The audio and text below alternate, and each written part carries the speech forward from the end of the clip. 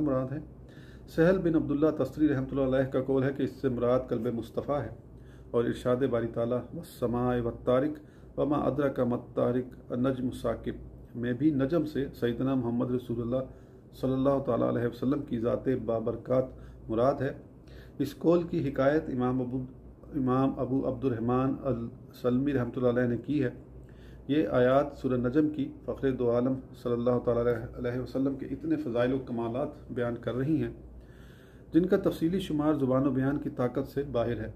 अल्लाह जल्ल मजदहू ने अपने हबीब सल्लल्लाहु तआला अलैहि वसल्लम के हादी होने की कसम याद फरमाई है। नीज़ आपके नफसानी ख्वाहिशात से पाक और सिद्क़ व अमानत से माला माल होने पर कसम खाई और ज़िक्र फरमाया कि जो कुछ ये तलावत करते हैं वो यकीनन वही इलाही है।